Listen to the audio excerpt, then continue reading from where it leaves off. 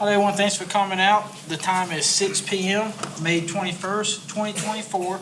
I call to order this meeting, regular council meeting of the Oconee County Council. Let's begin with a moment of silence.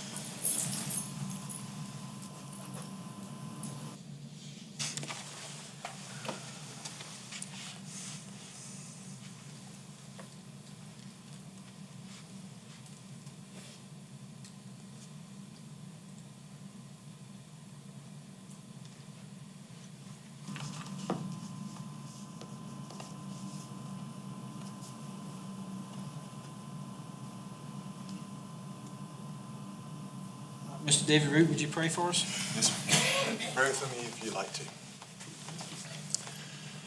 Dearest Father, thank you for this day. Thank you for our lives, for creating us and sustaining us, giving us the breath of life. With that, help us to do good, to live our lives fruitfully, and this evening for council to be guided by your wisdom, by your spirit, so that they can enact ordinances, do their business consistent with your will and by your guidance, and in full appreciation of the moment. Help us all to live in the moment and then live in appreciation, knowing that tomorrow is not guaranteed, but we have today and we have now, and we are grateful for that. In your name I pray. Amen. Sergeant Morley, would you lead us in the pledge? To the flag of the United States of America and to the republic for which it stands, one nation, under God, indivisible, with liberty and justice for all.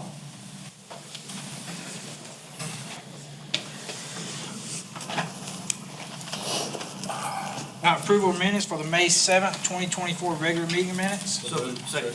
I have a motion second. Any discussion, any changes? Hearing none, all in favor?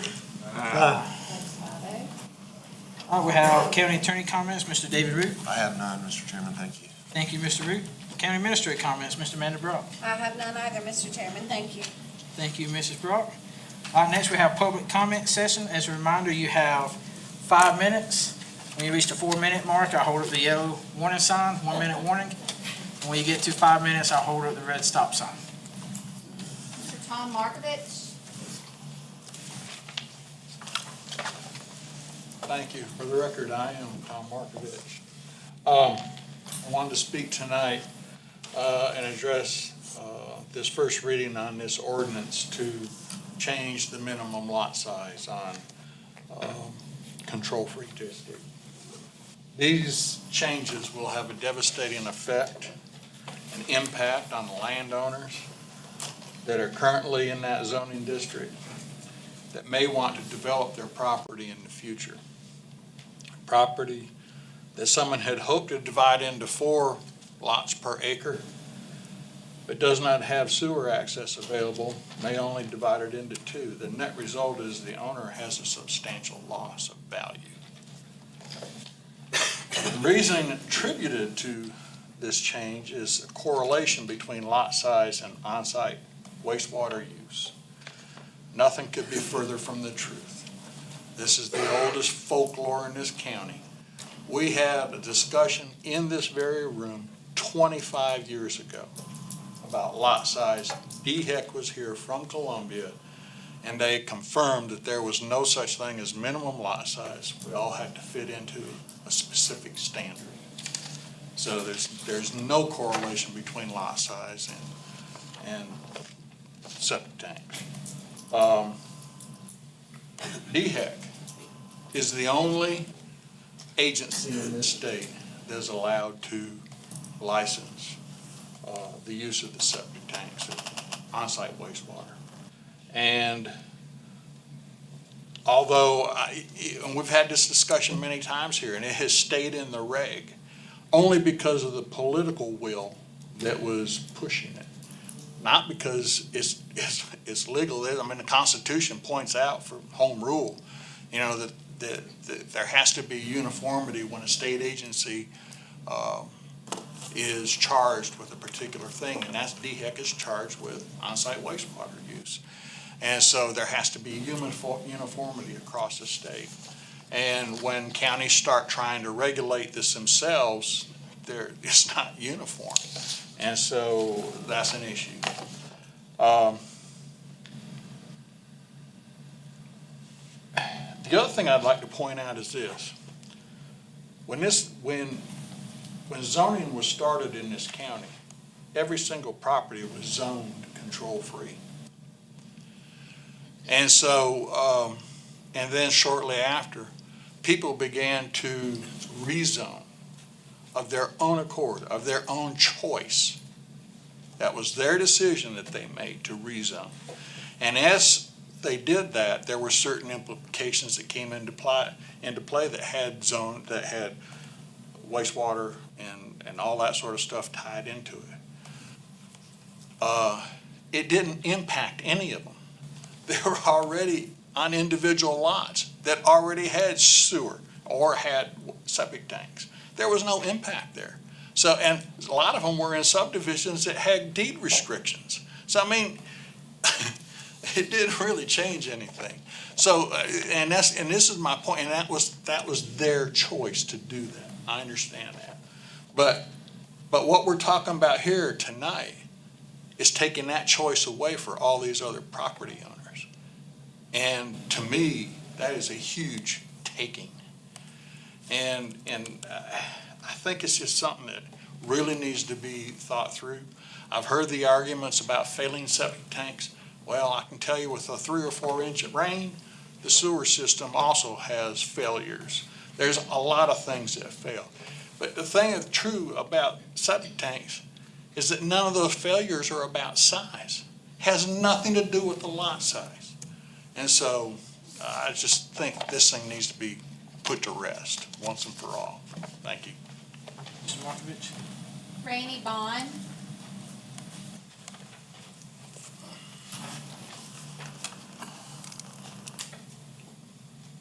For the record, I'm Randy Bond. I live in Long Creek. First, I want to say thanks for you guys for what you do and everything for the county. I come here to ask a couple questions about the upcoming lawsuit, mostly about the lawyer that was hired and the process to do that. I looked at South Carolina Association of Counties Public Information pages, Chapter 11, and it says there's only 6 specific reasons that you'd go into executive session and vote on something. And picking a lawyer doesn't seem to fit that. But feel free to answer that if you like. But Mr. William W. Wilkins of Maynard Nixon has replied on April 19th to the lawsuit. Maynard Nixon PC is a woke corporate enterprise that has 24 offices in some of the wokest cities in the United States: Austin, Los Angeles, Miami, New York, San Francisco, Washington, D.C. On the website, they have gigabytes that are set aside for their dedication to diversity, equity, and inclusion. Recruiting, hiring, and developing diverse attorneys, reducing minority and female attrition are some of the cornerstones of that company, not quality lawyers. I reached out to some cohorts from back when I got my MBA, and I asked about Maynard Nixon, and they said they're probably one of the most expensive law firms anyone could hire. So while I applaud you at picking the most expensive, did you pick the best? It's interesting that this particular council would choose a firm that's more interested in diversity than quality in their lawyers. 3 of you subscribe fully and support the OCC platform. And according to that, Section H on critical race theory, you do not support the promulgation of critical race theory in any corporate, public, or educational meeting. CRT and DEI go hand in hand, and they're counter to the philosophy of colorblind meritocracy, where each person is rewarded, promoted, selected, and otherwise judged by their specific and individual skills, talents, expertise, and experience. In closing, this corporate law firm does not represent the values that you told us you portray. I'd just like to know Did you know that before you chose that law firm? And why didn't you choose a local lawyer? Mr. Mize, every time we want to buy something, you ask if we can buy it local. We could have got a local lawyer. Now, on behalf of most of my uniparty constituents and the listeners that help them, they're happy that you're supporting the deed. But I'm just confused. And that's all I have, and I got a show to do. Thanks. Mary Smith.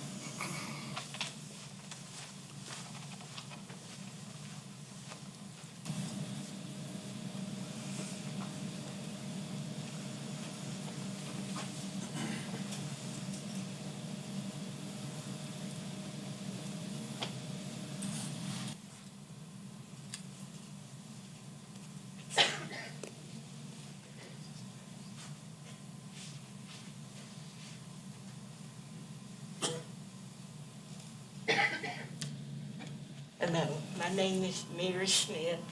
I live in Seneca, South Carolina. This is the first time I have been to a meeting, so y'all bear with me. I might get a little nervous.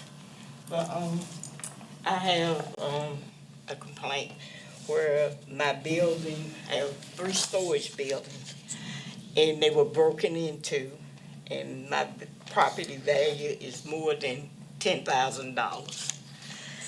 And I would like to give this to you all, because some things I probably don't need to mention in here. And in doing that, after filing a police report, they did write it up at first. And it was handed over from Pitts to Barry Owens and Jimmy Dixon and Crooks. So I was informed by Owens that they didn't plan on doing anything about it because the guy that's involved in it, he made a statement that he was in good shahoot with the police, so they're not gonna do anything. And that's what Owens told me, well, we're not gonna do anything about it, so they did not follow up with the people that could prove they had my property. And not only that, Chad admitted he had my property, but I was gonna have to pay to get it back. That's my property. So why should I have to pay for something I done already bought, paid for? And if there's anybody in here that thinks I deserve that, I want to know now. Because it's my property. I bought it and paid for it with honest money.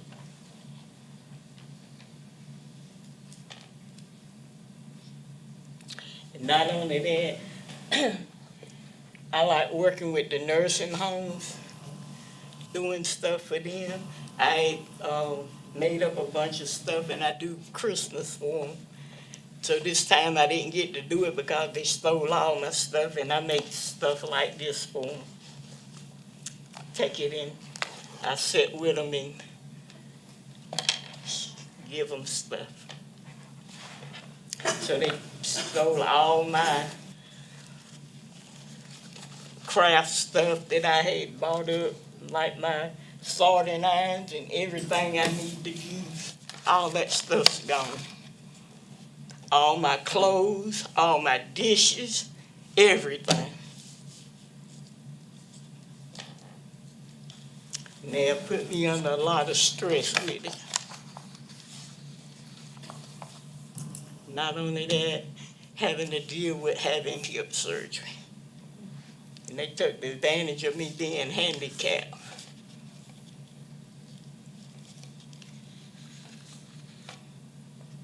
So that's all I got to say.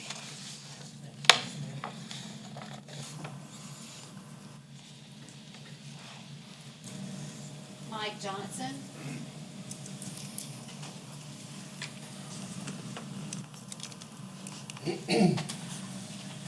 Mr. Johnson, you think you need more than 4 minutes, you can speak. It shouldn't take much longer than that, but I appreciate it. For the record, my name is Mike Johnson, and I'm the chairman of the Planning Commission for Oconee County. And I'm here on behalf of the Planning Commission to ask for your approval for ordinance 2024-18. In 2012, Oconee County adopted zoning throughout the entire county. And for years, we had some of the more restrictive development standards compared to our neighbors. Over the past few years, those neighboring counties have experienced an explosion in high-density type development, which has not gone unnoticed. For the past 2 years, the Planning Commission has been having serious discussions regarding future of high-density development in our area, especially within the relaxed standards of our control-free zone. Of all the zoning classification, control-free makes up about 80% of our county's area, with no residential development density type restriction, which makes it vulnerable to future high-density style development. In April of last year, we, the Planning Commission, thought we had a workable solution where the proposed subdivision of a certain size and acreage would trigger a rezoning of that property into a residential category. However, in running this idea through the legal department, there was a concern that these random sizes and random acreage triggers could be met with legal challenges. So my point in describing the past actions is to let you know that this ordinance is not a first attempt and not a first draft at trying to place roadblocks into unrestricted development density. The Planning Commission believes Ordinance 2024-18 is a well-balanced document and our county's best option to have some level of density control over future development. But here's the cool factor as a private property rights advocate such as myself. I'm sure you're familiar with the zoning matrix in Chapter 36. It talks about what you can and can't do on your own personal property in zoned areas. The cool factor is this ordinance change has no effect on the current use and enjoyment property owners have in their control-free area. Whether that's farming, gardening, having a small engine repair shop in their garage, whatever use and freedoms they currently enjoy, those owners still have all those freedoms of use. Additionally, if an owner wants to sell off a piece of their land, this ordinance has no additional restriction on the size or use for what currently exists within control-free regulations. In fact, if an owner wants to build a small family compound or a small subdivision of up to, say, 10 homes, nothing about the control-free district has changed for them. This ordinance affects the density of homes for developers building subdivisions of more than 10 homes. This number of more than 10 homes is not an arbitrary number, as it aligns with the road design and development standards found in Chapter 6 of our existing ordinances. Any type of change can be met with concern and confusion, so let me make a few points very clear in layman's terms. And Mr. Root can correct me if I say something that needs more legal explanation. Up until 2017, I believe, we had a county ordinance that said if your lot requires septic, you have to have a minimum of 0.58 acres to build. That was every property in the entire county. We removed this ordinance as a planning commission, as DHEC has no such regulation, and it was not within our purview to regulate the state.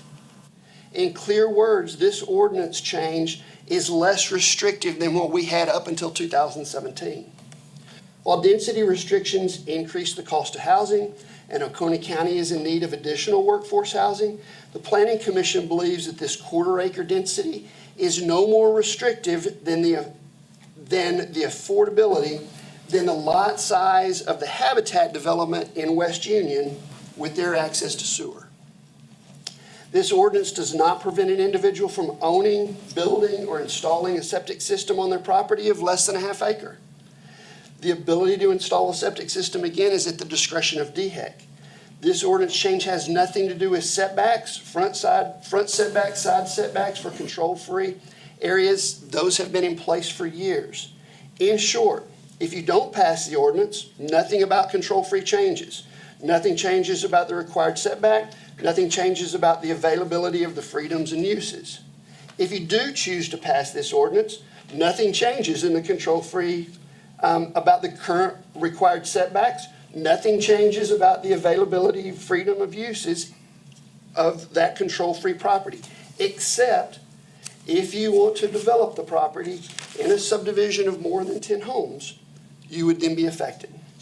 So, and as you all know from reading it, 1 home per half acre, or 1 home per quarter acre, all of our zones have that. Whether it's residential, rural residential, they all have an element, but the wording there says utility as opposed to septic or sewer. We tried to make it clear in our last revision to address it as on-site wastewater removal or off-site wastewater removal, because utilities, when it was really talking about septic, seemed a little confusing. Thank you. Thank you, Mr. Jones. Kevin Christenberry.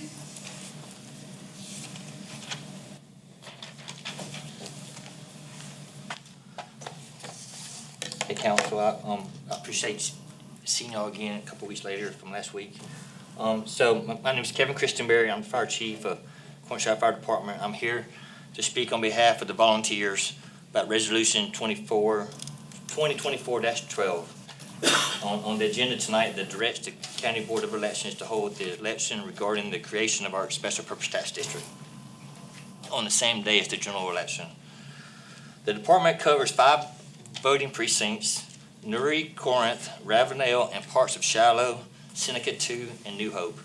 These precincts represent council seats 1, 3, and 5. The timing of the election is important to the community. Our community and volunteers need to have this election before August 1st, 2024. So when it passes, the county can include the district on this year's tax notices. Waiting till November puts off the funding for an entire year, which means that the volunteers will have to hold fundraising activities for another year. The special election allows the people to focus only on one very important issue, and it allows the electors to either vote up or down. The community and the volunteers want a high voter turnout. We want the electors to be knowledgeable about the issue and why it's important to the community. We are holding community meetings and using media resources to educate the community about the needs of the fire department. Oconee County has set a precedent regarding holding special elections. On August 12th, 2003, a special election was held to create Curie District. On August 23rd, 2005, a special election was held for the Corinth-Shiloh community. The negative effect of delaying the vote will require the volunteers to spend resources raising funds while also holding community meetings, which would take twice the effort of the volunteers. We do not have the manpower to complete 2 tasks simultaneously while still maintaining the operations of the fire department. I have one additional item for the county attorney. I'm not sure if this is an issue or not, but on May 7th at the council meeting, there's also a resolution 2024-12 recognizing and designating the ratification of April as the Fair Housing Month. So it's the same number, so I'm not sure if that's an issue or not. In closing, we respectfully request that you vote this resolution down and hold a special election before August 1st, 2024. Thanks. Thank you, Chief. Yes. I just said thank you. Okay, thanks. Danny Delmarcus. Sorry.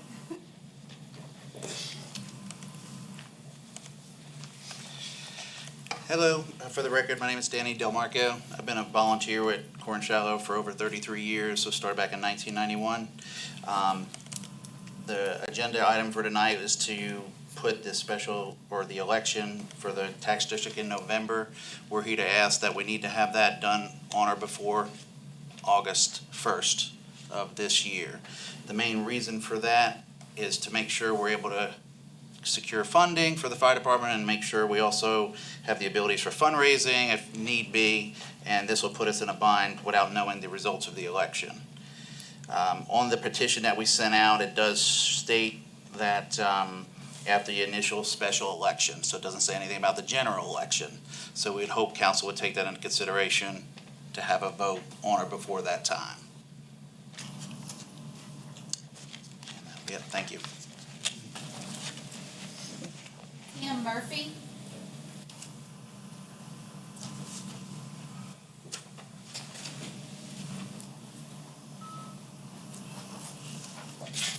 Evening, my name is Tim Murphy. Somehow, I was lucky enough to survive 20 years of flying Navy jets on and off aircraft carriers before starting a career around here as a high school teacher. I've been a first responder with Cornish-Shiloh Volunteer Fire Department for 11 years. On the afternoon of September 20th, 2019, I was directing traffic on my fourth call of the day when a speeding car blew right by a police car and over traffic cones and hit me face on going 50 miles an hour. I was helicoptered to Greenville Memorial Hospital with only a 5% chance of living. When I woke up in the trauma unit, I was told I had 11 broken bones, I would need 3 surgeries and 2 years of intense physical therapy to survive long-term the way I would want to survive. Yet here I am today. I beat the odds. A speeding car in our district almost did what 20 years of dangerous flying didn't do. I would not be here today if it had been for the local responders from the Cornish-Shiloh Fire Department. The last year, really years, several of us have worked tirelessly at the fire station to get to where we are today to become a special tax district. We are proud of the work we have done along with the support of the community. It has been an endless task to educate people, many community meetings, many one-on-ones as to the ramifications for not having a district. It has been a long process to educate those in our area of coverage, along with the many misconceptions our community had. You've heard the numbers. We have and are getting many more homes, apartments, vehicles, and we will not have the people to cover them. As volunteers, we all have jobs and families to support. Now it appears with the stroke of a pen, we may have done all that work for nothing. This out of the blue proposal to go with a November election passes, then the reality of it of not having a special fire district may come to fruition. There will not be enough of us volunteers to properly do our job, and our community will suffer, some with their homes, some with their lives. When people come in July to vote, whether yes or no, they will have thought through how and why they plan to vote and will do so accordingly. They will be focused on the issue, just one issue, yes or no to a fire district. When people come to vote in November, they will be focused on just one thing, voting for the next president of the United States. The vast majority will casually glance at the tax district proposal, along with any other side issues requiring a vote, and see the word tax staring them right in the face, and will likely vote no.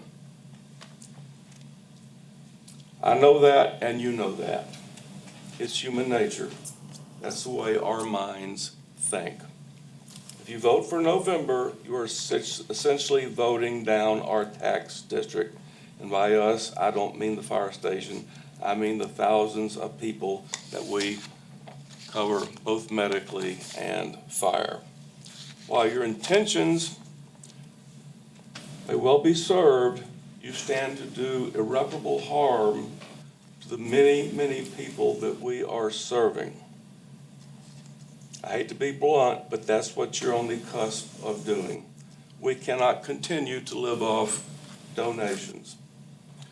While all those businesses on 123, where there's so many car wrecks, pay nothing. They donate nothing to us. Does it make the people in our community angry? Yes, it does. Please allow us to support our community. Please allow our community to vote in July. Thank you very much. Mr. Murphy?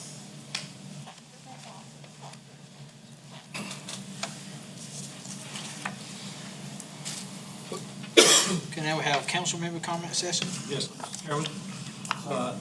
Number one, excuse me, number one, I'd like to say that Memorial Day weekend is coming up. It'll be a dangerous weekend and I want all of Coney County citizens to be safe. Please be careful out there. Second thing I want to say, Mr. Chairman, is over 800 people signed that petition. Be a special purpose fire district. I respect their wishes. I will vote no to move it to the general election. Thank you, Mr. Chairman. Thank you, Ms. Elliott. Any other comments? Hear none, no. Ms. Smith, thank you for coming. I think I got an email from you this morning. I'll follow up, and I saw that you were speaking with Sergeant Morey as well. So thank you for coming and speaking up. And I don't know if everybody saw it or not, but I saw it on the Sheriff's Department Facebook page, announced that Deputy Lucas Watts will be returning home tomorrow, and they're gonna have they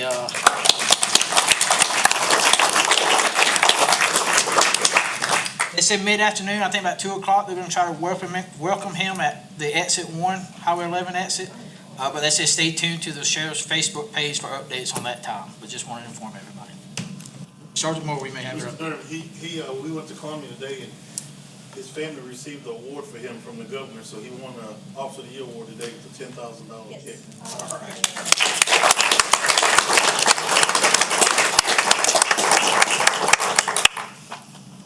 All right, hearing no more comments, we'll move to public hearing on third reading of quite a few ordinances.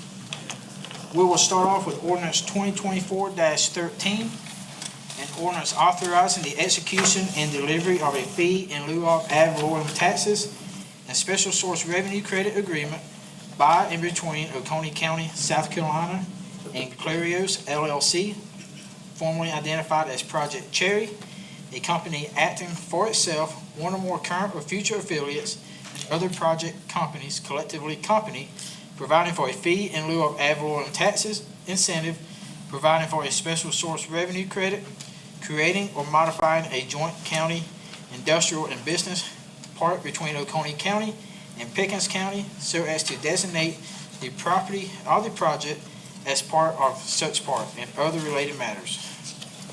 We just have one, Miss Elizabeth Crockett.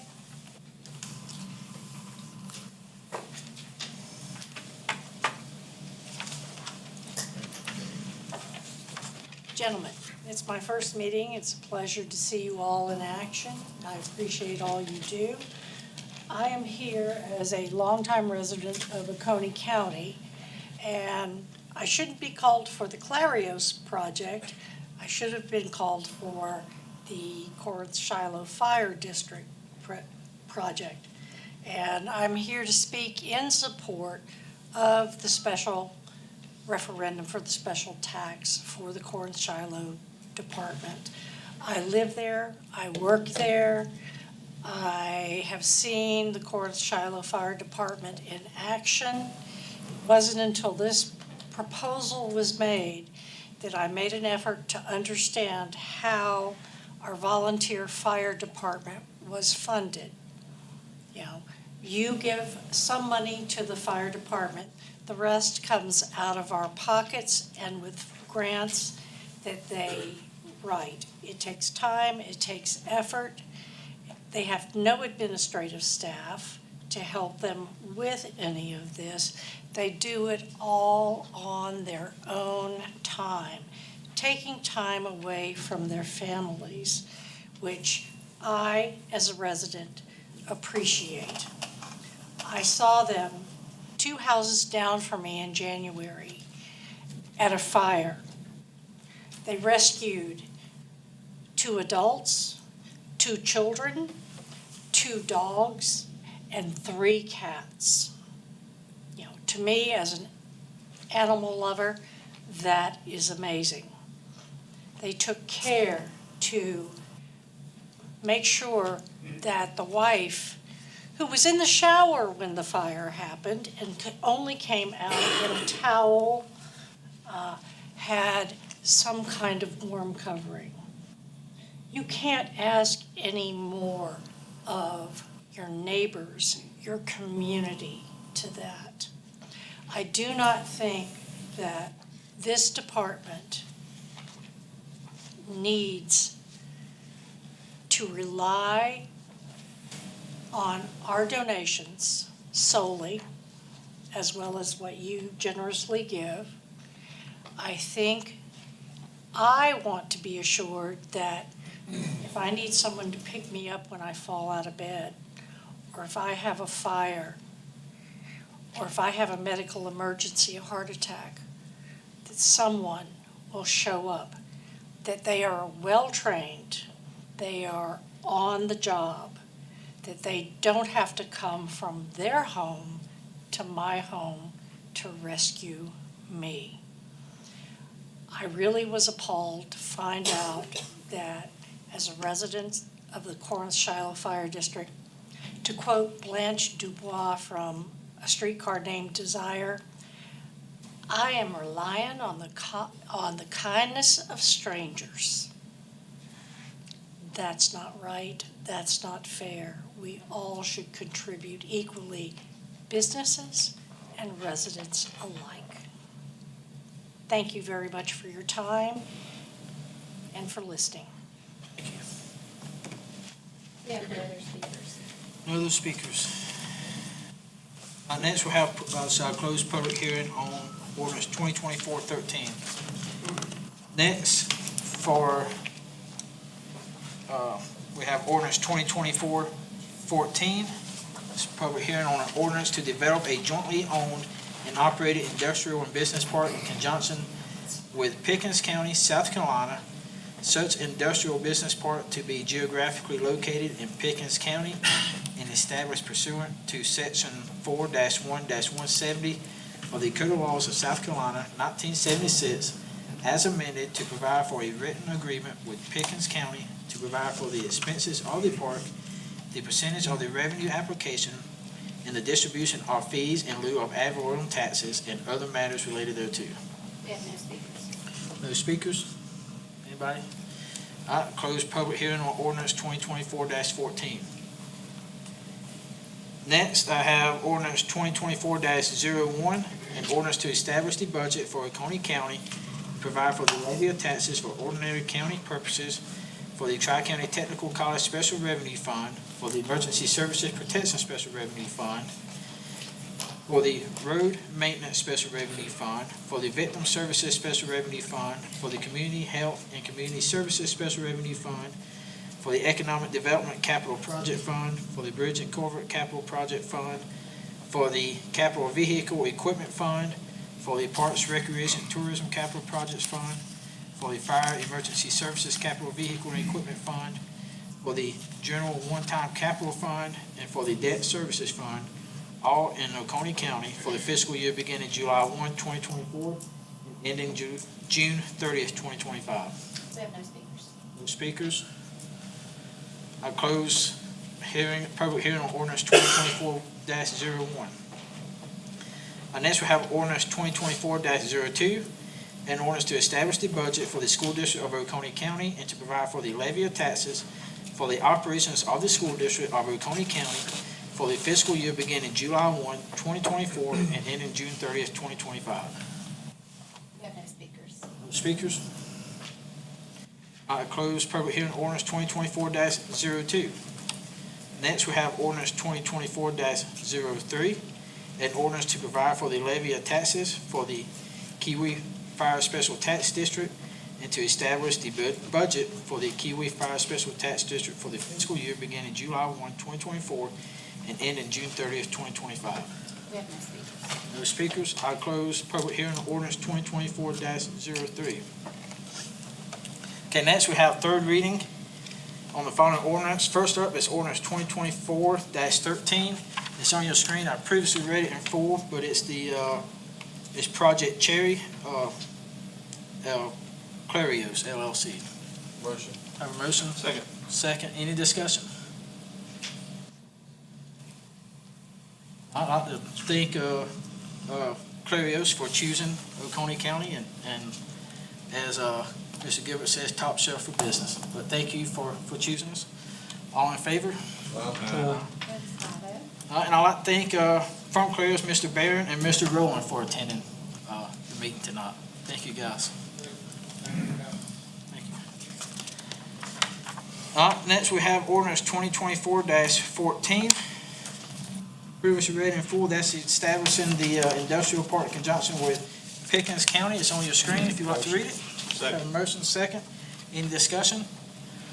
All in favor? Passes 5-0. Right now, we have second reading on the following ordinances.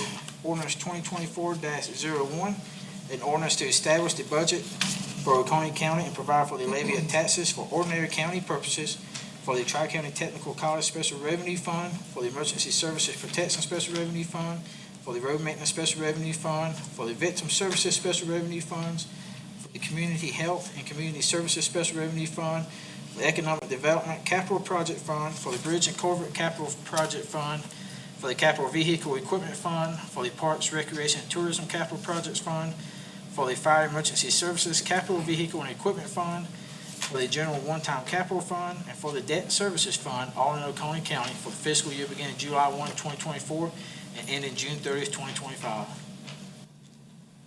Have a motion? So moved. Have a motion? Second. Second, any discussion? Yes, sir, Mr. Chairman. In going through the budget, I appreciate Ms. Brock spending the time to work with me and answer questions that I have on there. It's a little bit different than what we've done. And I understand everybody does stuff different. I remember, I guess it's back in 2020, had somebody come in public comment to really lambast current council on what they were doing with the budget, growing the budget, and talk about how they couldn't go back to their boss man and ask for extra money.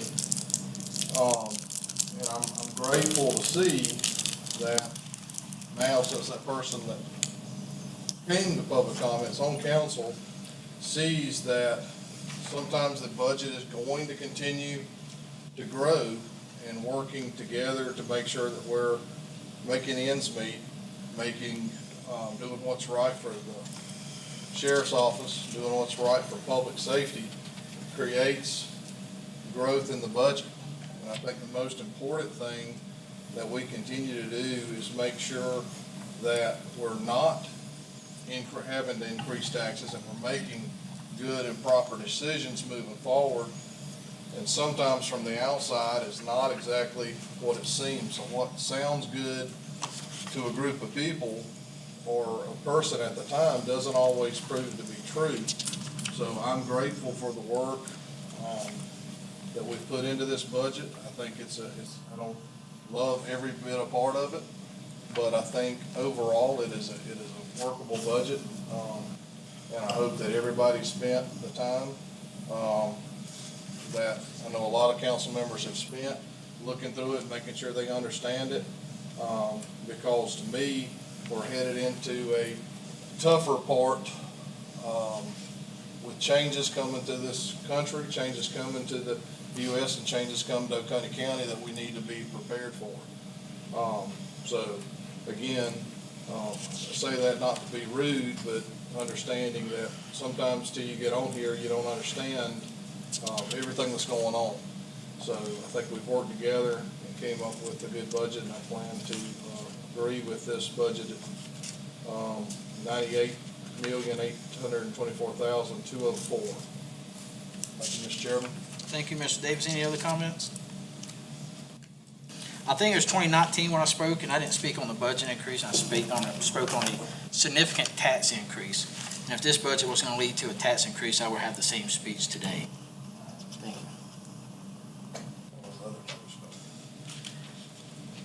I can pull it up if you like. Any other discussion? Hearing none, all in favor? Passes 5-0. All right, next we have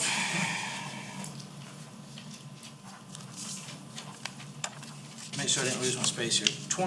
Ordinance 2024-02. That's an ordinance to establish the budget for the school district of Oconee County and to provide for the levy of taxes for the operation of the school district of Oconee County for the fiscal year beginning July 1, 2024 and ending June 30th, 2025. Motion.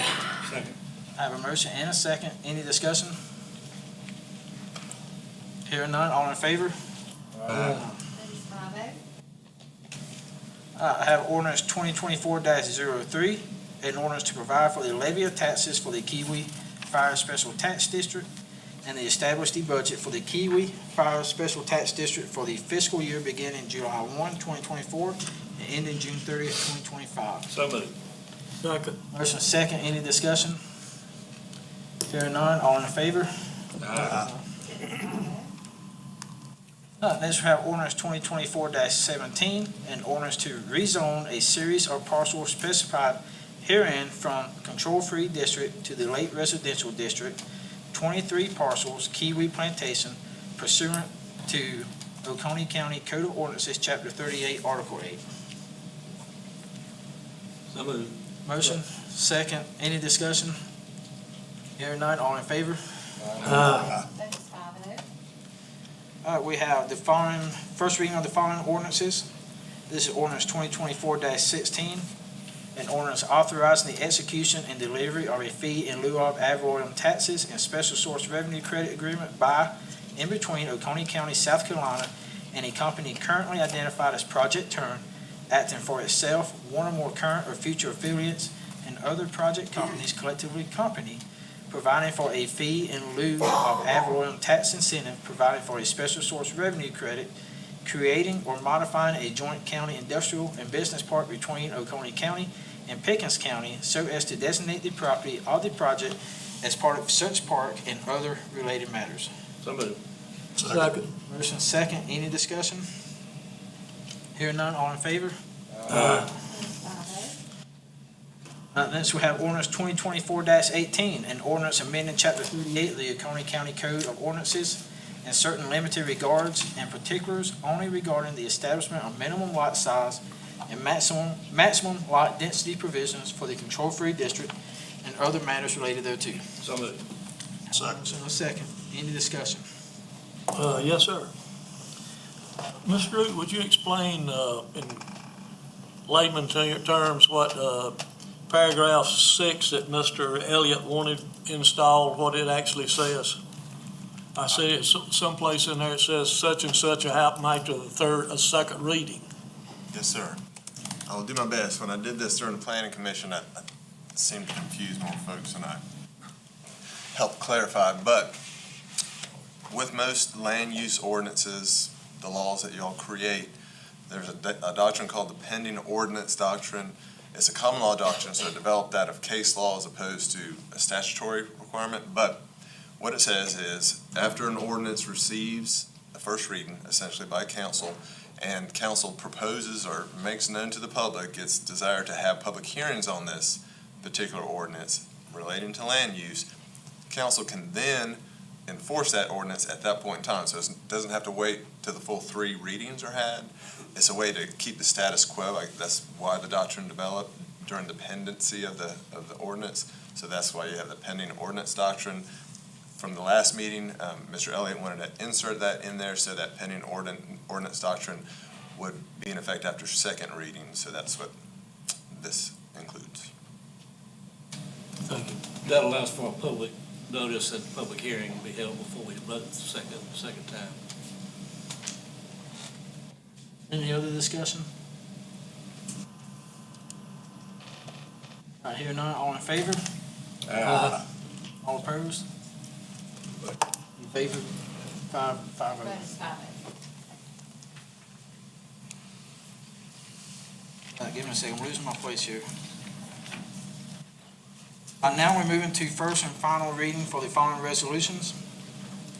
We have Resolution 2024-11, a resolution providing preliminary approval pursuant to Title 12, Chapter 44 of the Code of Laws of South Carolina, 1976, as amended, for the execution and delivery of a fee in lieu of ad valorem taxes and special source revenue credit agreement by and between Oconee County, South Carolina, company identified for the time being as Project Turn, acting for itself, one or more current or future affiliates, and other project companies, collectively company, providing for a fee in lieu of ad valorem tax incentive, providing for a special source revenue credit, creating or modifying a county industrial and business park agreement between Oconee County and Pickens County so as to establish or enlarge the park and other related matters. So moved. Motion second, any discussion? Hearing none, all in favor? No? All right, Resolution 2024-12, a resolution requesting and directing that the Oconee County Board of Elections and Voter Registration hold the election regarding the creation of the Cornish-Shiloh Special Purpose Tax District for fire protection on the same day as the 2024 general election and other matters related thereto. Have a motion? I'll make a motion. Motion, do I have a second? Second. I have a second, any discussion? Yes, sir, Mr. Chairman. I'd like to make a motion to amend the motion to change back to a special election on July the 30th. I have a motion to change to a special election on July 30th. Do we have a second for that motion?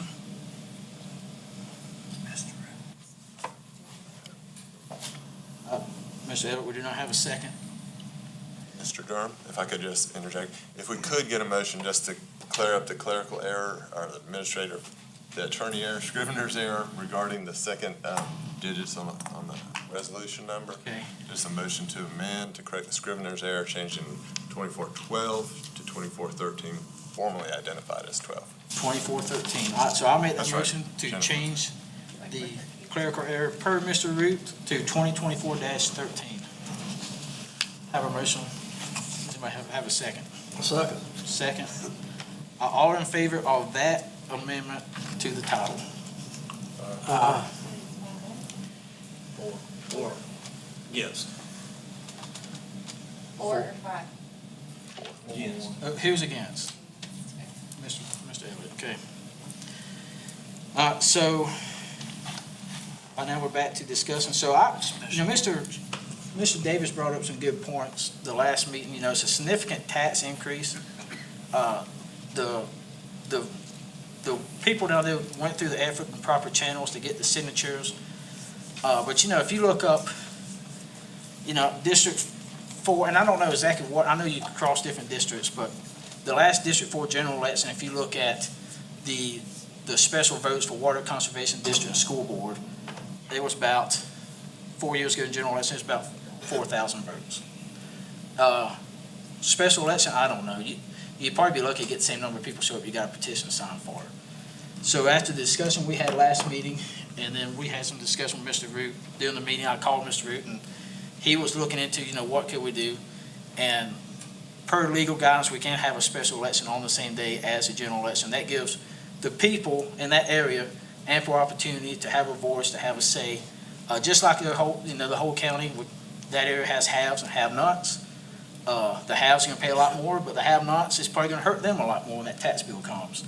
So I request a resolution to be drafted to give ample opportunity for everyone to have a voice in that election. Because July 30th, I mean, that's summer months, people with kids, people with families, I mean, their minds on anything but an election. But you just look at voter turnout for the upcoming primaries, probably going to be dismal.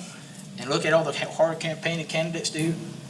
But this just gives, in my view, gives people more of a choice, more of an opportunity to have a say in what they do. And some discussion was brought up last meeting too about, you know, we should probably look at what we could do, you know, as well to call volumes there. I know we have, how many we have there now? 2 full-time? 2 full-time, yes, sir.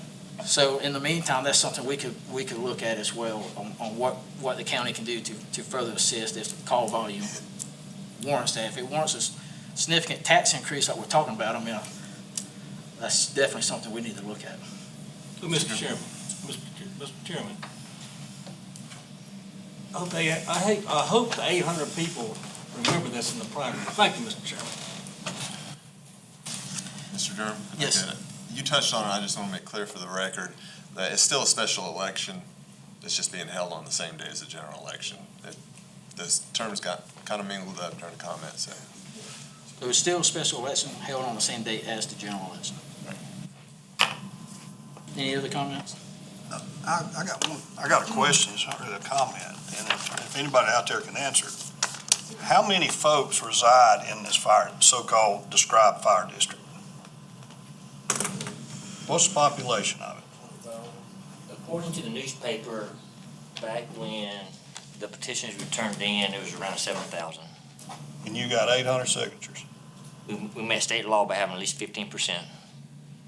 But is that the total number of But signatures? so just because you have 7,000 residents doesn't mean there's 7,000 voters. So I don't have the number in front of me, but there's, you calculate out 600 and something to meet the 15%, 5,400 and something voters.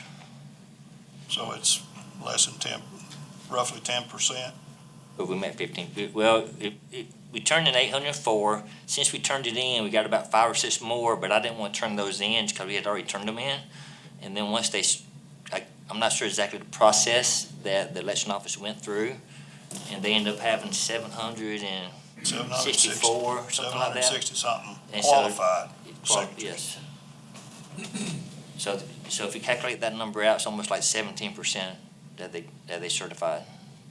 Okay. And I'm not sure exactly why state law says 15%. Maybe because only about 15% of the electors vote. I'm not sure, but you know, we have done our community that has asked us to do this. We have done everything that the community has asked us to do. Our community is expecting this to be a special election, so therefore it can be on this year's tax notices. We have worked the process to be able to have this completed by August 1st. When we met with Mr. Root a couple of years ago, we talked about a schedule. When I turned the petitions in January, I emphasized the schedule, trying to get this completed this year. And the election office said, hey, is there any way we can just count these until after the primaries? And we're like, you know, we don't want to push, you know, the county offices folks, right? And so, you know, we've been very cordial and working with everyone. We've been working with Kevin Robinson on getting our current assessment rates, and I mean that's sort of where we are. And if you guys pass this and put it on the election in November, there's going to be a lot of work that we're going to have to do to fundraise money, because our intent was to not fundraise money this year, so it'd be on the tax bill, so that way we're not double dipping, sort of say, because then someone would be donating plus paying it in their taxes. So then, if you vote in November, it'll be next year before it gets put on the tax roll. So we're gonna have to fundraise money to get us all the way through December of 2025. How much, you said last time, I can't remember, how much do y'all fundraise a year? Last year, and so basically, we operate a year in advance because we have a building loan. And our building mortgage requires us to have a year's worth of payments in the bank a year in advance, just in case there's an emergency. And so the money we fundraised this year, basically we operate off of last year. And so therefore, we're currently operating off of the funds we fundraised in 2023. How much is How much that? was it? And so I did a calculation for our last community meeting in September, our last community meeting on Saturday. I did the calculations, and we fundraised a little over $90,000 last year.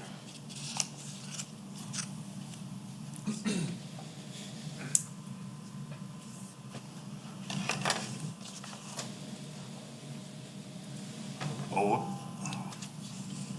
we don't want to be perceived as kicking this can down the road, okay? I want to see it happen. But I also echo what Mr. Davis talked about last meeting, about a significant tax increase on a lot of folks on their property. And so what kind of turnout have you had at your sessions that you've held? So we've had about anywhere from 20 to 30 people at our 3 community meetings we had last week. And at the end of every meeting, some people stay behind to ask questions. And at the last 2 meetings, I've spoken with people over an hour, and both of them who were concerned about the amount of tax that they would be paying on their home that's probably $500 or more, wouldn't say, Danny? When they walked out of the room, they said, "You changed our mind, and we support this." And those are folks that's gonna be paying $500+. And I actually had a meeting with a couple of folks who were against signing the petition. And I met them down at the fire station and spent probably 2 or 3 hours with them. And before they left, they signed a petition, and both of them are gonna pay over $1,000 just because they live on the lake. So that's not who worries me the most. What worries me the most is the widow lady who's living on Social Security and her tax bill goes up $50. She got to decide between medicine that month. And I don't disagree with what y'all want to do, but 30 people turning out is nothing compared to the people it's going to affect in that district. And I want to give them time to all have a say. Most people don't pay attention. They go on with their daily lives. They try to live, put food on the table. They elect people like us to represent their interests, and I want to represent them, give them ample time to gather all this information and come out in the general election and have a say in it. And if I may, I think we've given them ample time, but just to kind of give an update to council, and you may or may not be aware, there's 6 very big fire departments that are in there. You have Seneca, Walhalla, Westminster, Kiwi Ebenezer, Kiwi Key, and Corin Shiloh. All those departments run a numerous amount of calls. The only thing we haven't not in common with them is they have $1 million budgets and we get $60,000 from you to run our station. You're doing an injustice to the taxpayers in our district. The people of our area deserve a good service, and you guys are only giving us $60,000 to do that. If I pull up, last night I was at the station, I pulled up the budget for Westminster and Walhalla, and you have fire contracts with those stations. You give them $550,000 a year for Westminster. Westminster's call volume in 2023, city calls 256, county calls 361. Total calls for the whole department is 617. Their budget in 2023 was $605,000. Their budget in 2024, thanks to the $550,000 from the county, is $1,099,000. Our fire department runs almost 900 calls a year. This is for the city and the county, and y'all give them $550,000. So it's something to think about as county council when you go home tonight. All the growth in our area, all that tax revenue that's coming from our area, you're taking it from that area and distributing it elsewhere. And that's not fair. I think you really need to look at that and think about what you need to do for the citizens that are there. I mean, $1,099,000 in Westminster, and that's coming from a city tax and the county tax. And we run more calls than they do. Matter of fact, we're in the top 4 of call volume on all those departments I mentioned. And again, the only difference between them and us is we don't get except $60,000 from the county. And when I say we get $60,000 from the county, there's strings attached. If we don't write reports for those 800, 900 calls, we don't get that check. So if I don't stay up all night, we don't get that money. Do y'all have living quarters in your firehouse? We do. And then I know we have one thing we call one county, one mission, okay? We do have 2 paid members from the county that are there. Do you think they would help us out on any administrative tasks that we do? Do you think they would help us out on those calls that are tied to that funds that you give us? Absolutely not. The only thing they do is they grab a fire truck and they go out, and then we come behind them. So I leave my job for the past 33 years trying to help the citizens of Oconee County. And when I hear and I look at the trucks and says one county, one mission, I think we're not on the mission. And I don't know where the mission is, but somehow we're missing that. What is the operating cost for the new Boundary Land Station annual? Just operational or staff included? Well, that's what I'm saying. Staff Staffing included is about $349,000 per year right now. We'll eventually have to add staff because of the call volume there. And then general utilities and operational is about $125,000. So we really should look at expanding down to there versus a special tax, because it works for certain areas, but that's a significant increase. Like my area, like Mountain Rest, we couldn't afford a special tax district. Now, I would be in agreement, like if we could get the same, if we're running the same amount of calls that Westminster and Walhalla are doing, and then even you guys provide 300,000 to Salem, we don't get that. If we had that chunk of money, we could be here today with you guys saying we need a 10 mil tax district, because see, those municipalities have a city tax and they get money from that revenue. So we wouldn't have to put a higher tax on our residents because the county would be contributing to that. When you look at Lakeside Lodge, you're looking at $40-60 million in actual value. Neary, $60-70 million there. Signature condos that are right down there, another $40-50 million revenue. Longhorn Steakhouse, Michael's. Look at all that development and growth, and you expect us as volunteers to wake up and do 900 calls a year? And we're tired. Why are you expecting us to do even more? We have no more to give, sir. Well, We don't. So I want the voters to have a choice, right? They have a choice. And They have a choice. And I think we need to look at the county maybe taking over that area as well. That would Well, it's maybe- not, we have a contract with the county just like the other districts do. So taking over the area is, it's not really something that it has to be looked at it from a legal matter. But there is a contract for service that we provide. But the only thing, again, that we have different is y'all don't want to give us any more money, but you don't mind giving it to Westminster. Not to call them out, because I think they're deserving of their funds.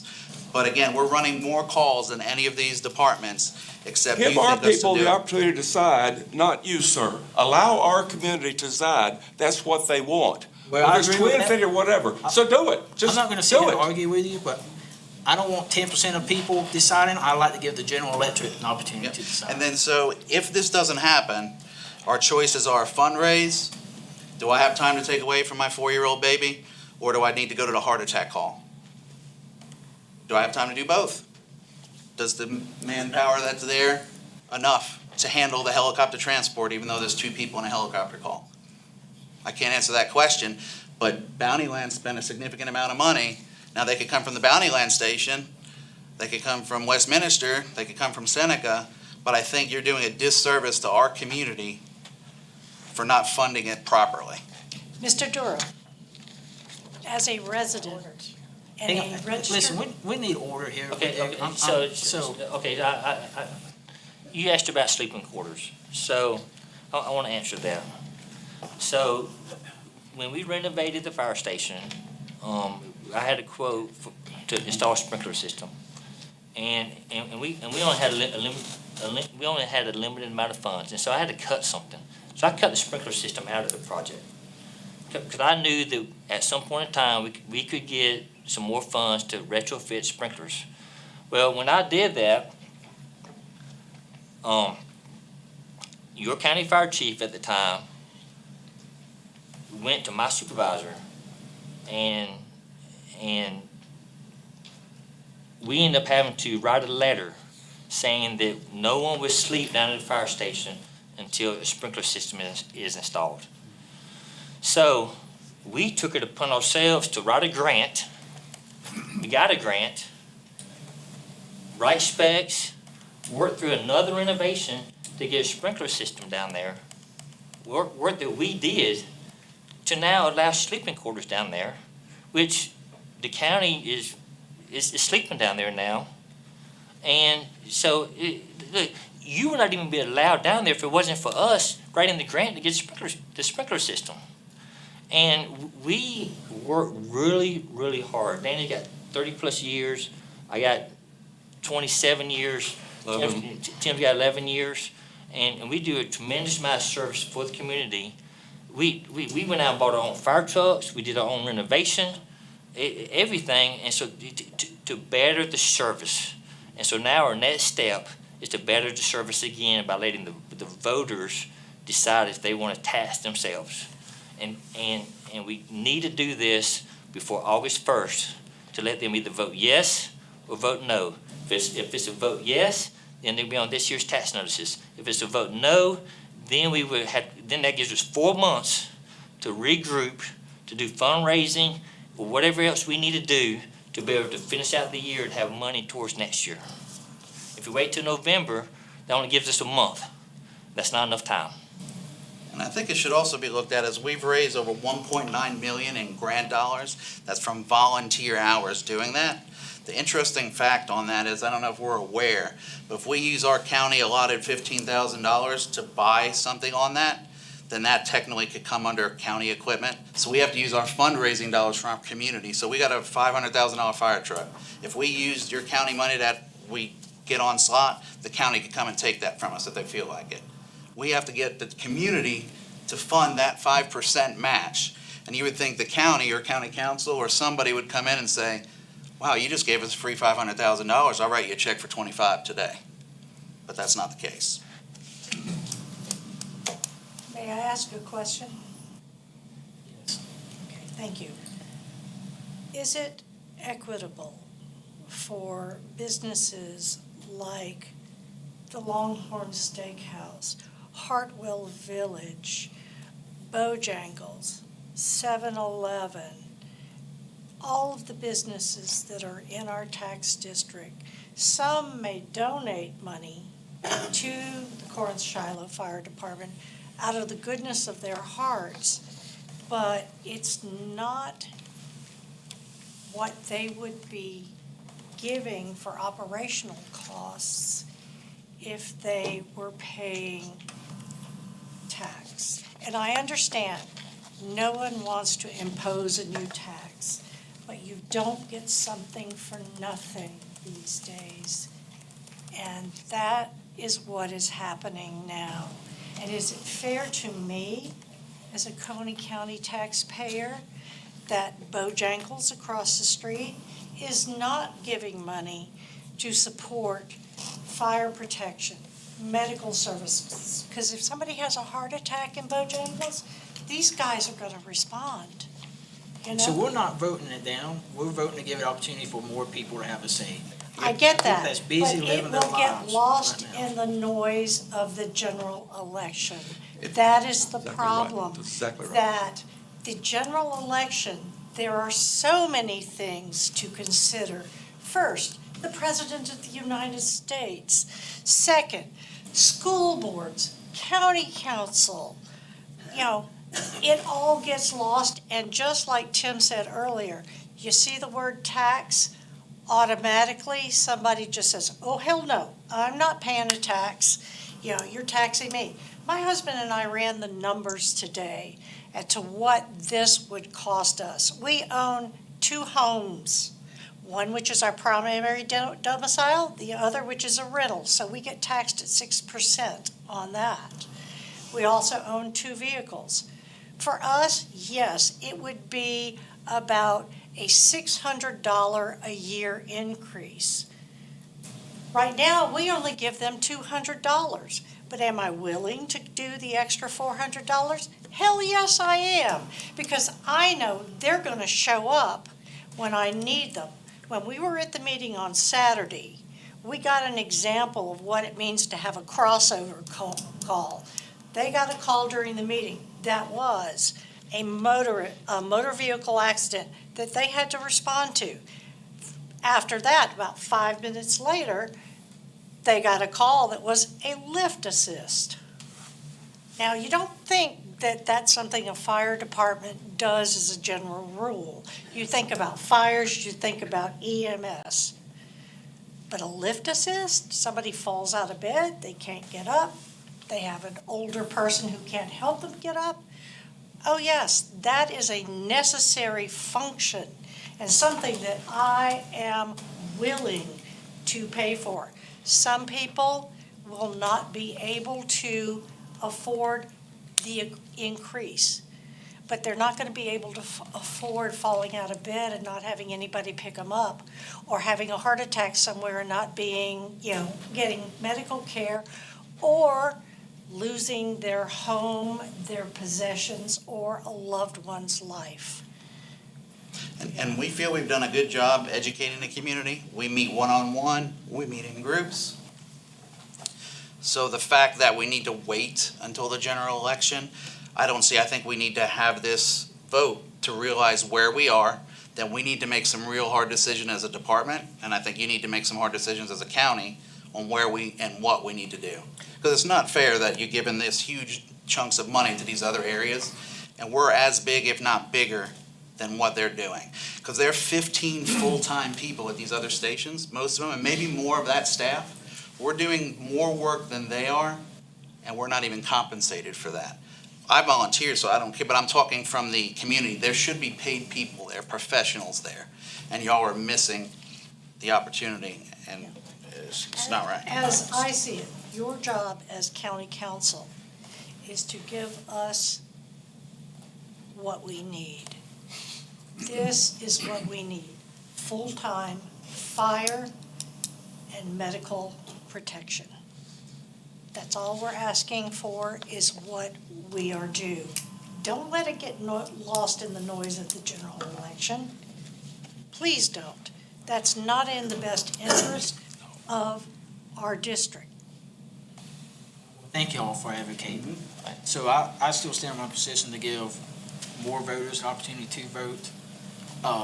In the meantime, if we pass this resolution, I'd like to request that Mr. Mize, on the next Fire and Emergency Services Committee meeting, we put this on the agenda and discuss what the county can do for the area, if there's, such as Mr. Davis suggested last meeting. Any other discussion? Yeah, one of the concerns, I kind of brought forth, talking about taxes, I haven't seen a budget. Did you send the budget in? Like what y'all plan to spend the money on? I know we don't approve your budget, but we're going to there kind of. No, I didn't send a budget into you guys. Wasn't sure if it was requested, but we did present the budget to our community in our community meetings. And really, the biggest concern from some of the folks that would pay probably more than $500, they don't want to pay.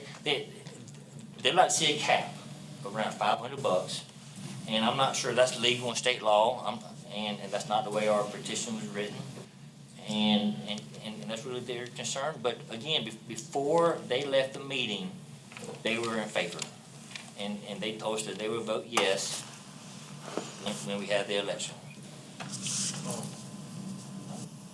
So I kind of look at that to say, I know we don't approve their budget, but it's kind of helpful to understand as we move forward. We've talked about fire since day one I got on council, what we're doing.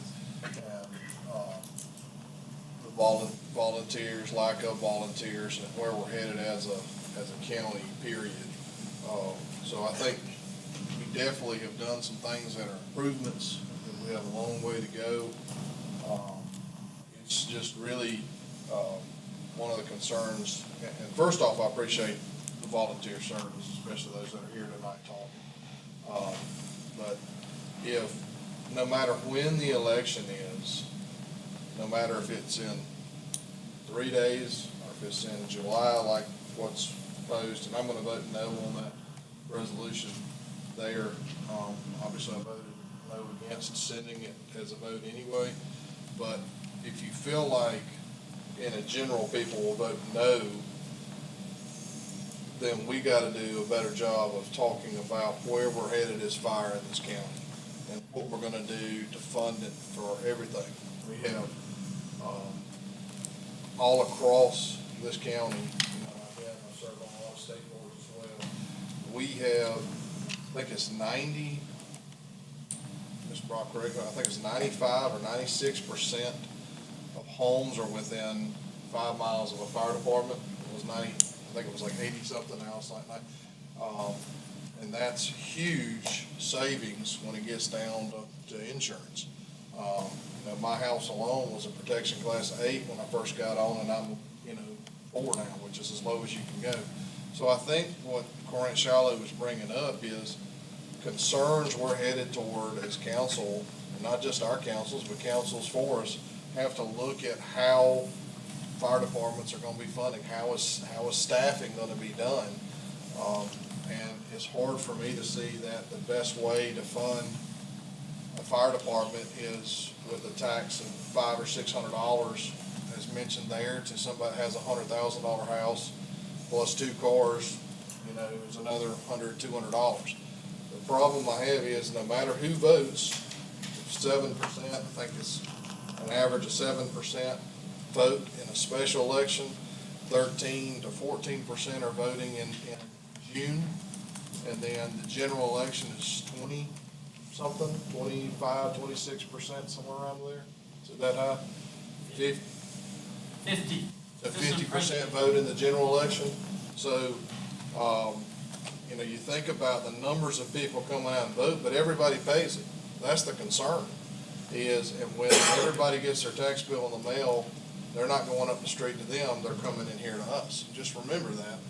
So when it comes down to trying to figure out how to educate people on any kind of, we're not the ones putting the tax on, but we'll be the ones that are asked the question. So, you know, that's my concern. If you felt like they're gonna vote no in the general, well, is that the general consensus of the area?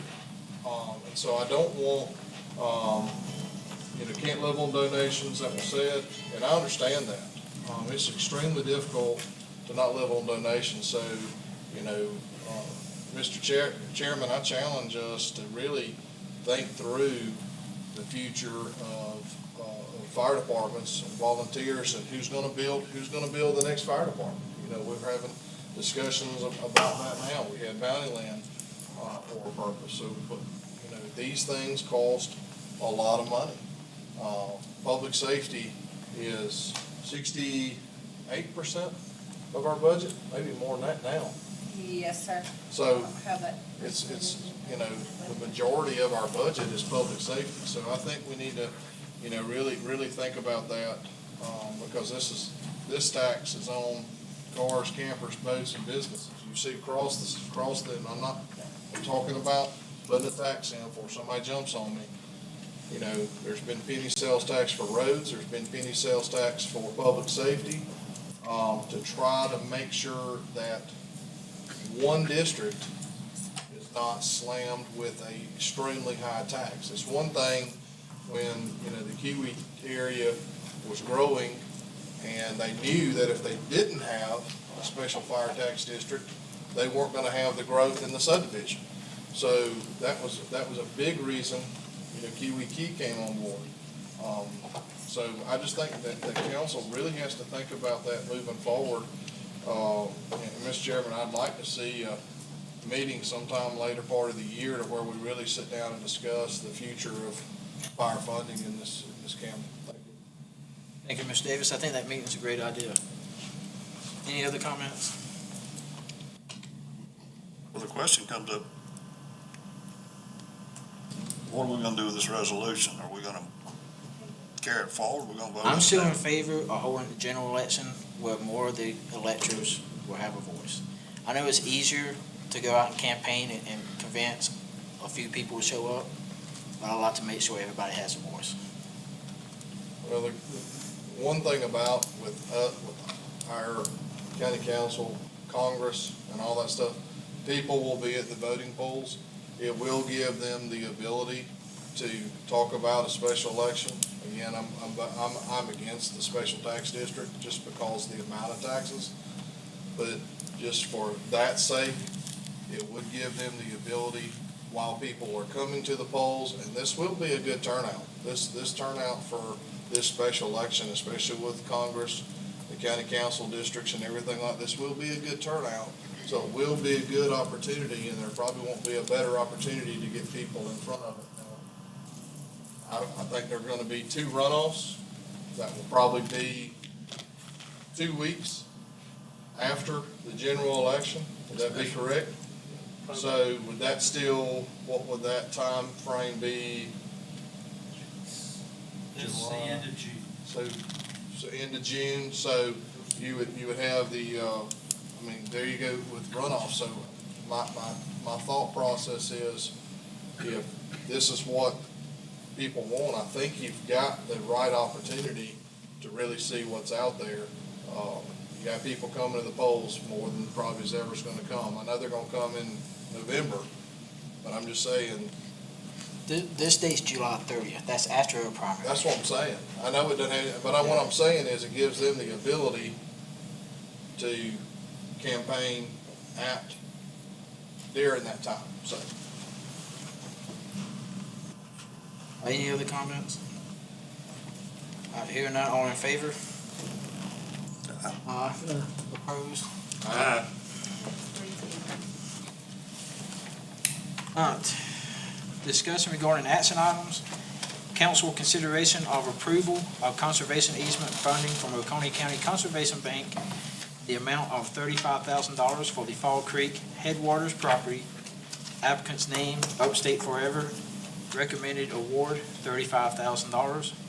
Parcel name, Fall Creek Headwaters, acres 108.25 acres, and it's located at 286 Red Mountain Road, Mountain Rest, South Carolina 29664. It's tax maps 102-00-01-013, slide in 102-00-01-005, and 102-00-01-029.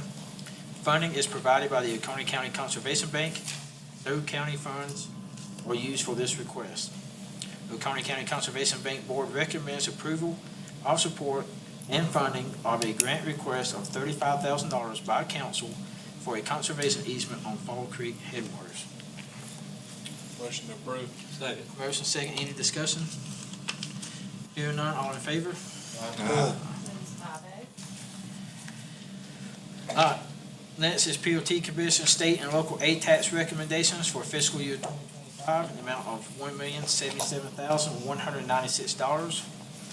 These requests were unanimously approved by the POT Commission on 5/2/24. This local aid tax balance, including encumbrances as of 5/1/24, is $573,325.23. Local aid tax fiscal year 25 revenue projection is $1,040,000. 65% state aid tax balance as of 5/1/24 is $479,661. And 65% state aid tax fiscal year 24 revenue projection equals $350,000. So moved. Second. Motion second. Any discussion? Yeah, I appreciate the ATAX group. They go through a lot of time meeting and going through this for us instead of all of us having to sit there and spend a couple hours. So grateful for that group. Staff. All in favor? Ms. Bobby? Next, we have purchase of a Gravitz block. This is for the rock quarry. Amount of $168,888 with a contingency of 10%, or $16,888.80, for a total award of $185,776.80.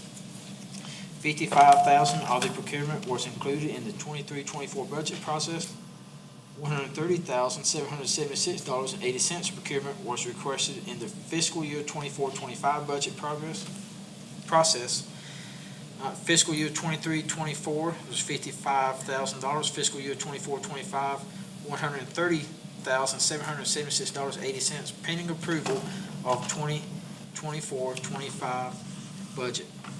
It is staff's recommendation that council approve the purchase of the Gravitz wall system materials to Earth Wall Products of Smyrna, Georgia, in the amount of $168,888, plus a 10% contingency in the amount of $16,888.80, for a total award of $185,776.80, contingent on the approval of the fiscal year 24-25 budget. Authorize the county administrator to execute the general terms and conditions in substantially the same form as attached hereto, or with such material changes as benefit the county upon advice of the county attorney, along with such other documents necessary to make this purchase. Authorize the county administrator to approve any change orders within the contingency amount. Authorize the county administrator to transfer funds to appropriate line items. Make a motion. Second. Motion and second, any discussion? Hearing none, all in favor? All right, council committee reports. Budget Finance Administration Committee, Mr. Elliott. Yes, Mr. Chairman. At the May 7th, 2024 Budget, Finance, and Administration Committee meeting, Mr. Brock informed the committee of several fee increases in various departments. The committee also unanimously voted to increase the MSW transfer station tipping fees for for out-of-county residential and commercial haulers from $75 to $85 per ton, and to increase the C and D landfill tipping fees for commercial out-of-county from $45 to $65 per ton. Thank you, Mr. Chairman. Thank you. Mr. Elliott, board and commission appointments, we have one open seat on conservation bank, but no questionnaires on file. I need a motion to enter executive session to, one, receive legal advice and discuss litigation in relation to pending code enforcement cases. Two, to receive legal advice and discuss potential property acquisitions related to emergency services. Three, discussion regarding an economic development matter, Project SHIP. Second. Any discussion here? None. All in favor?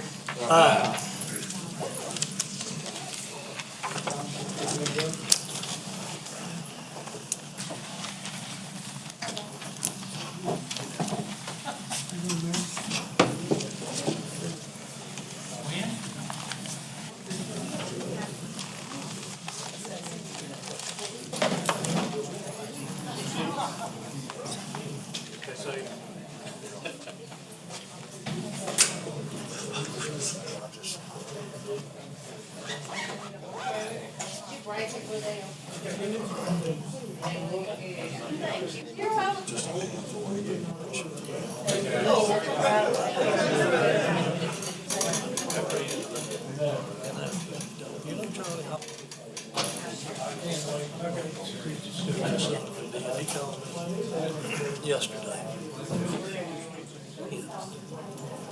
I hope that you're gonna go with Matthew Durham and vote.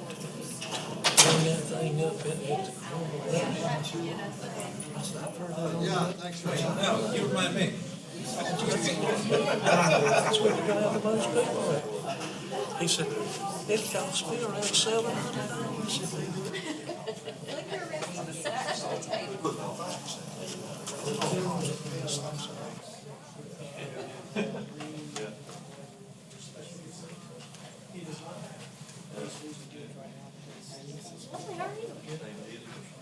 Well, I'm not doing that.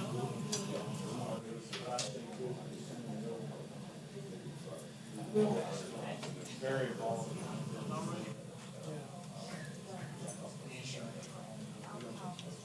Dude's just like, just not turning back. I asked, what are y'all doing? It's like, you don't have a phone.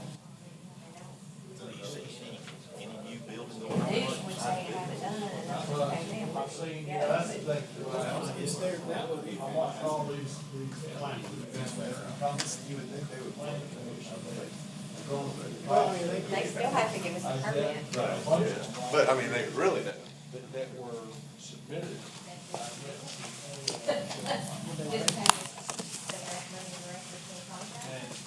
that's not, is that what we did?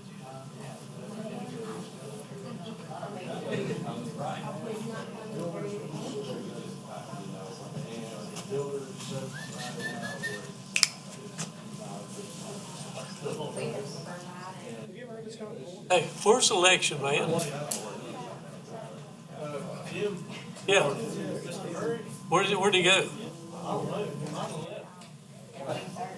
The other thing I was talking about. Put rock on that ground, it ain't don't I see some places where corporate, when you asked me that, that was my thought. They're not saying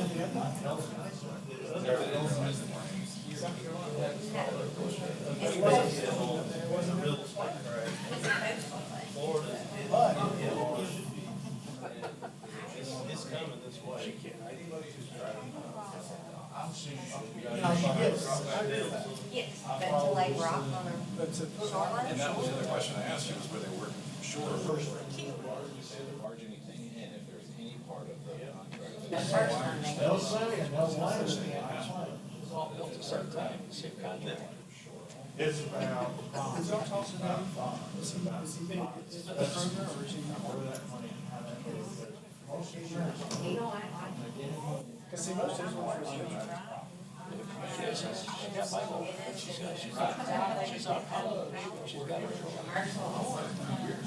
So there's no building, there's no, right now, there's no license permit. And all of a sudden, who's vehicle is registered? Both of them told me that they didn't, that's not their job.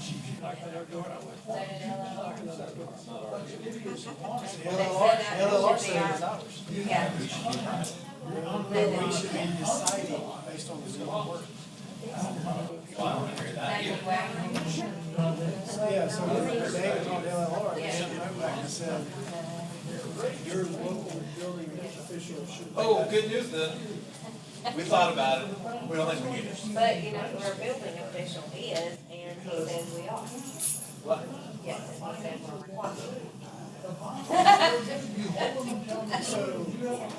So we need to let Kroger know that we are not. We have told us. Katie has talked to him. Okay. Told him it's a possibility. That we're gonna have to rescind that. Yeah, just hold up. And if you know, if Paladin put down.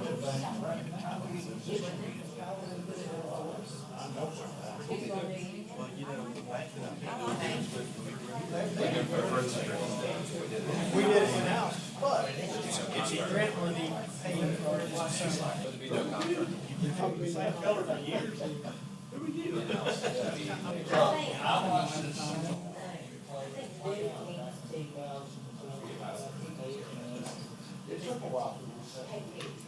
Go out there and get it. But I gotta ask you. But, I mean, they paid me to shoreline stabilize. They're playing around. I was like, where's he gonna end up? So that's not regulated. What I think he done. What I think he done. Well, he might be right, but this is the scenario, I think. He said that he wasn't supported. Well, see, he didn't second the motion. Emergency services. And John Contractor's gotta go get his concrete. But then he voted against. But see, but what he's saying is. We didn't require it. I mean, we will be. He's saying that he don't. Because we, if those 50, 25, so we gotta advertise it and send it back. I'm thinking that's why he voted, that he didn't want to do anything. Well, I think you're right, because, I mean, we don't do enough to clean up. So like, when I was like. That's where we need the county. And If, I don't know.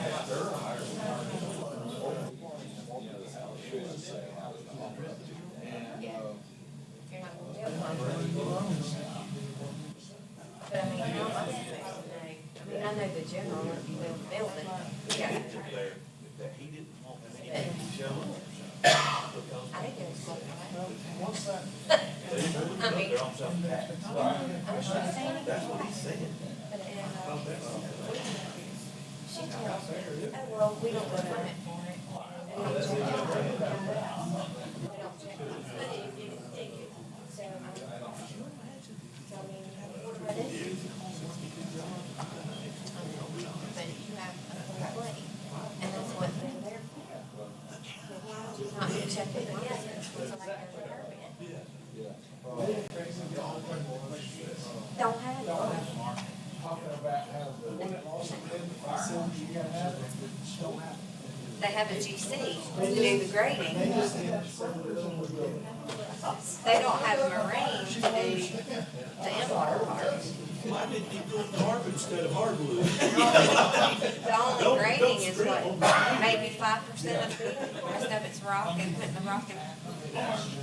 But because the whole project is over 10, it's the whole part, the whole project. You can bid your grading out, get that done. But still, they're gonna have to have the license to lay on the rock.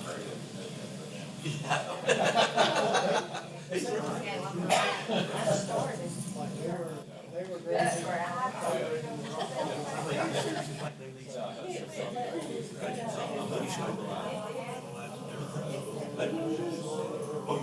Oh, yeah.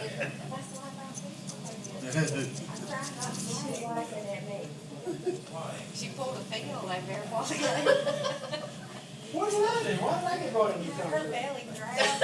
Remember when we was sitting there and yours? The speaker probably picked it up. I can't help if I don't get to eat before I come downtown, so it's 6:30. But Liddell's did it, I thought you heard it. It's on this side.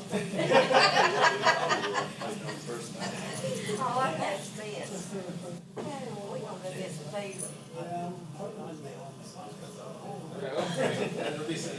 Actually, there's a text that Yeah, I can see you, you go on vacation or something. Oh, that's cool. No, mine's better, I mean, it's better.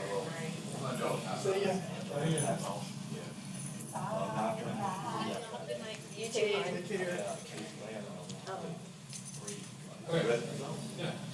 But there's a cell tower. Yeah. And it's got an address full of, 911 guy told me, I can't keep you 30. There's already an address on there. It's on over Yes, there. Like the well, a cell tower on the well.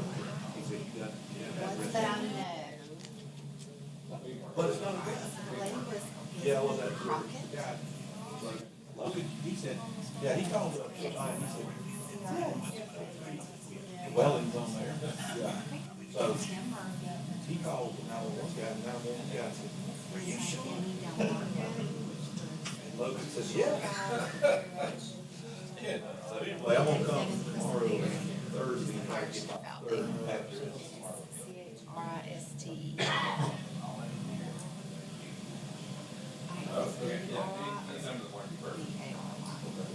Yeah, I'll get around.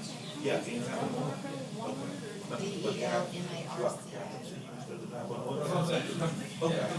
Okay, cool. I'll be around. Yeah, thanks. Yeah, I got to do something. Yeah. CHRIST, I put BER. I won't be here. I appreciate it. Yeah, we got JRSA. The gist of it is, I'll be over there for. yeah. You're welcome. You know, good night. How optimistic you were. I know. We had a couple meetings at 7:30 and it started out like rolling. I was like, all right.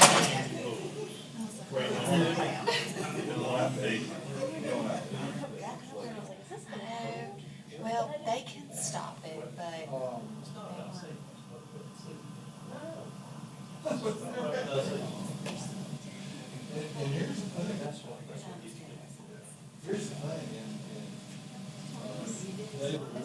Rock and roll place. but just like we brought up. You're welcome. Well, even though state law, state law included, if the county has no business trying to go to the side, that's in the Constitution, because it says it's not happening. Trying to help people a little bit in the right direction. But David says, well, all in line on public safety. The thing with it is, that's already been the case for us. And all involved, it doesn't really matter what it was. He had had something to say. And he had cannot delegate. They're created by the legislature, only the legislature. And so he had tried to delegate. Well, Newberry County came back and they said, no, we're gonna turn this thing down. And it was consistent with their zoning already. And so, the whole thing went to court. Newberry County tried to come back and say, well, based on public health, environment, all this stuff, this is why the Supreme Court said that's arbitrary. They said, any of these state agencies who have the responsibility, just like state roads. State road thing, the county had no dog, that's fine. And all these other things are set. Mississippi States. Does not, the county says, no, you can't. They're ready to be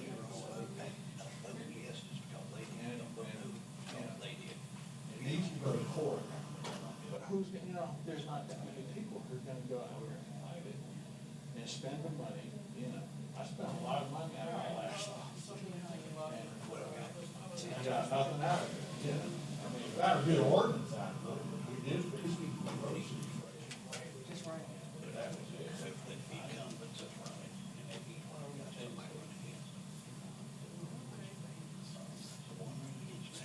I was walking in when he was finishing, I don't even know what he was saying.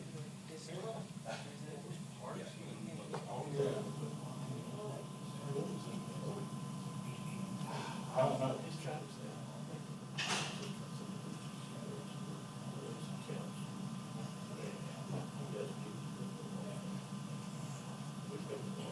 I know why. I can tell you why they did that. Billy, I know Billy. Billy was my attorney on some stuff. He's good. Oh, he is.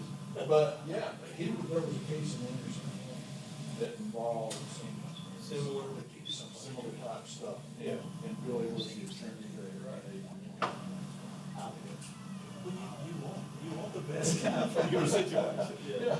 I mean, Billy, he was the chief justice of the Fourth Circuit. I mean, what? His brother? His brother, David. Yes. He was a senator. Senator, yeah, he was speaker of the House. Speaker of the House, yeah.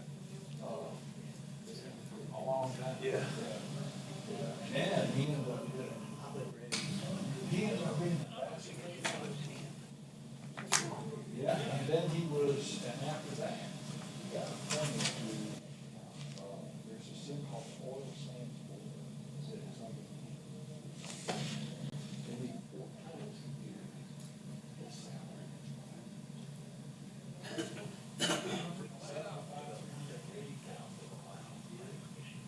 4 meetings, plus expenses.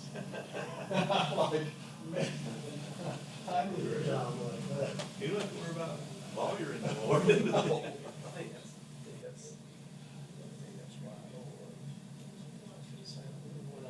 Innocently on Lucy's page said, there's a spot open for the Blue Ridge Electric break board coming up for election. And the guy's nephew or son or grandson said, "Lost their mind." Telling everybody about that board position. I'm like, I realize it's yeah.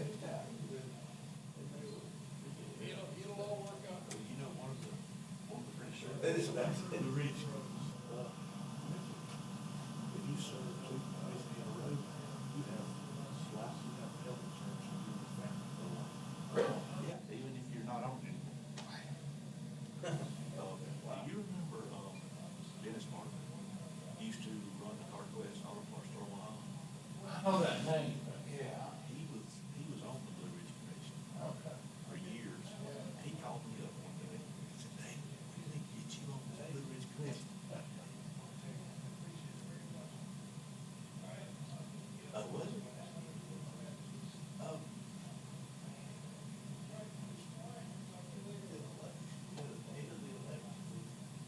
Well, the Blue Ridge Board is basically there because law says it has to be there. I just don't. Yeah, they can say. Yeah, oh yeah. But he told me.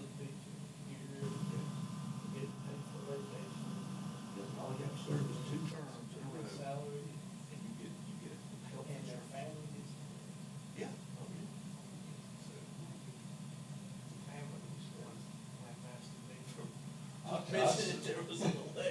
I serve on several boards, some of them I get paid for, some of them I don't. I just got it out of my little Blue Ridge, the magazine that says. The ones I get paid for, yes, it's.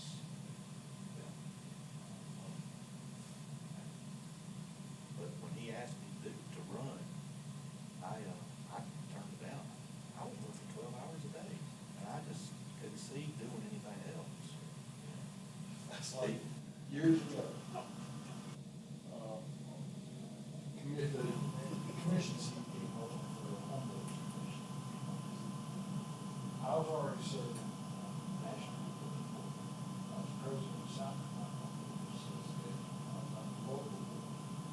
I was not fan.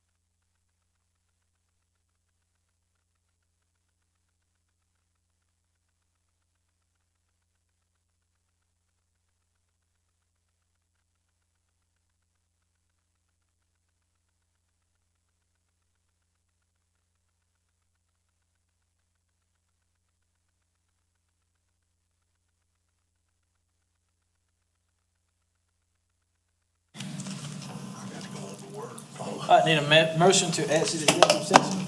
Make motion. Motion second, all in favor?